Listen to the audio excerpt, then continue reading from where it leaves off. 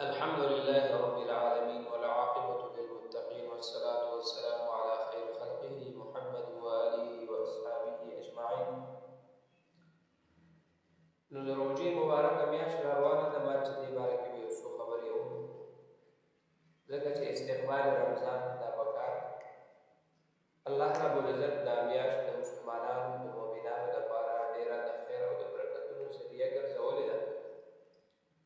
ځکه چې جناب رسول الله صلی الله علیه وسلم فرمایي شهر مبارک، دا میاشت ډېره مبارکه ده،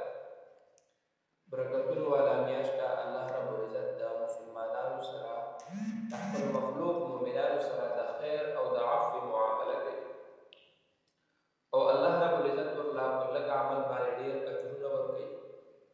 جناب رسول الله صلی الله علیه وسلم به په دې میاشت کې ډېر عبادتونه کول، او د دې وجې نه الله رب العزت فرمایي چې ما په تاسو باندې دا فرض کړی دی، یا ایها الذین آمنوا کتب علیکم الصیام کما کتب علی الذین من قبلکم لعلکم تتقون. چېرې شاید تاسو په دې کې زهد تقوا اختیار او ستاسو هغه نفسونه، هغه خواهشات، هغه د ګناهونو کم ګړ چې ستاسو په زړه کې دی، نو هغه به الله رب العزت دا ختم کړي او تاسو د الله سره د یو روغې والا میاشت، د یو محبت والا میاشت، ځکه چې دا کمې نهه میاشتې انسان داسې تېرې شي چې په هغې کې ګناهونه د انسان نه کېږي، خطاګانې کېږي. نو په دې میاشت کې الله رب العزت که ده په صحیح معنو سره الله ته توبه وکړله او الله رب العزت ته رجوع وکړه، نو الله ورته د عفو اعلان کوي. عشرې دي پکې درې، الله پکې د اور نه نجات ورکوي، د جهنم نه الله ورته مغفرت کوي. نو د دغې وجې نه چې کوم دی د ټولو نه اول خو دې میاشت ته د مخکې نه د ځان سره د عزم کول پکار دي چې یاره ما کې کومه ګناه ده، ما کې کومه خطا ده، ما کې کوم منافقت دی، ما کې چې کوم دی کوم جنګ جګړې دي، ما کې کوم حسد دی، کومه کینه ده، ما چې کوم د رشته دارانو د اقاربو په محله کې د کومو خلکو سره تعلق ختم کړی دی، دا مخکې نه ختم شي، او په صدق سره د الله رب العزت د روژې او په دې کې چې کوم دی په صدق دل سره د هغې عبادت وشي، نو الله رب العزت به بیا دې ته هغه نجات ورکړي.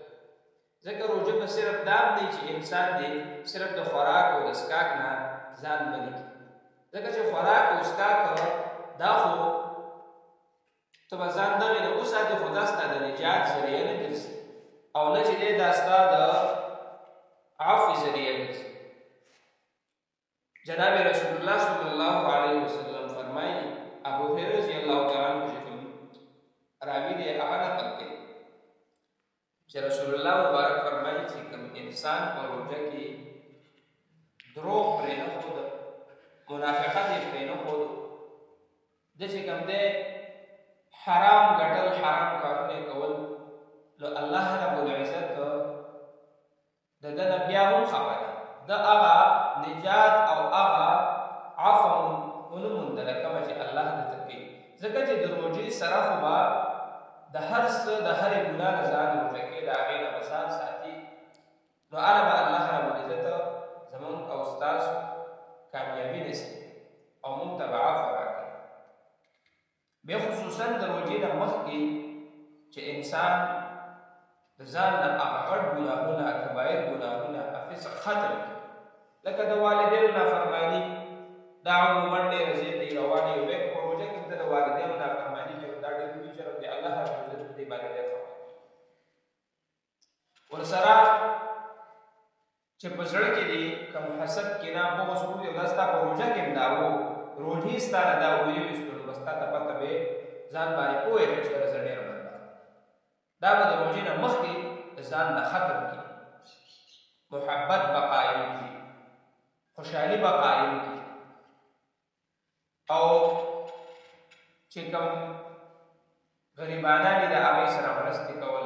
د هغې سره محبت کول، هغې نه چې کوم وس د انسان کېږي، صاحب ثروت خلک کېږي، د چا وسونه کېږي، مالدار نو کوشش دا دی چې په لومړنۍ روژه باندې کوم وس والا خلک دي د هغې غریبانان کورونه هر چا ته معلوم وي، هغې ته ورسول، نو الله رب العزت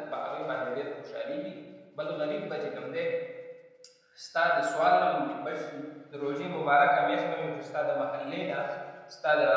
علاقې نه یو غریب بل ځای کې سوال ته ودرېږي او هغه هم د روژې مبارکه میاشت وي نو ډېره د افسوس خبره وي چې تا ته شل پنځه قسمه اټمه خوراکونه پراته دي نو که ته د بازار نه په مازدیګر کې یو دوه اټمه یو دوه شیزونه چې کوم دی د غریب دپاره د محلې د یتیم دپاره د مسکین دپاره راوالې نو څه به وشي حالانکې دغه ټیم ته خو نفس کې نفس خو نه بړېږي بیا هغه شیزونه ټول پاتې شي او ضایع شي خو هلته به یو مسکین یو غریب هغه به ناست دي او هغه سره به چې کوم دی د اوبو او د ترکارۍ بندوبست دی او هغه ټیم کې به هغه ناست دي او الله نه به دعا غواړي خدای زما روژه قبوله نو هغه به روژه الله تعالی قبوله کړي خو ستا په دې مال کې د غریب او د مسکین حصه ونه شو نو هغې کې تاسو د خپل مالونو کې حصه د غریب او د مسکین پیدا ځکه چې خلک د روژې ته خپل یو ماهانه بجټ جوړوي او ځان له یو ترتیب برابرۍ چې به دا دونه پیسې روژې ته وباسي چې په دې کې دا کوم دا کوم نو په دغه بجټ کې چې کومه خرچه ته وباسي د خپل کور دپاره نو په دغې کې د غریب او د مسکین او د یتیم حصه وباسي د هغه بجټ کې وباسي الله به درنه په دې باندې ډېر راضي شي ځکه چې داسې حالات یتیمانان مسکینان غریبانان چې د هغوی په کور کې د یخ اوبو قدر وصل نه کېږي ګرم اوبو ته ناست او دا ډېر څه حالات وي چې انسان لوږه تنده تېره کړي او ماښام هم دې راشي او بیا چې کوم دی د هغه سره د لوږې تندې د ماتولو او د هغې هغه خواهش پوره کولو یو سباران موجود دي نو ډېر ګرانې وي ځکه چې هر سړی دې په دې باندې ځان نه سوچوي نو دغه مرسته به دې خامخا د غریبانانو سره ډېره کول خو ښه تعلق حلال رزق ګټل او د هرې ګناه نه ځان ساتل دا روژه ده چې هرې ګناه نه انسان ځان وساتي نو په دغې باندې به الله ربالعزت زموږ او ستاسو نه رضا شي او الله دې زموږ او ستاسو دا روژه په خیر سره تېره کړي الله دې موږ له په دې کې ښه عملونه زموږ نصیب کړي ښه اعمال دې الله زموږ نصیب کړي د ګناهونو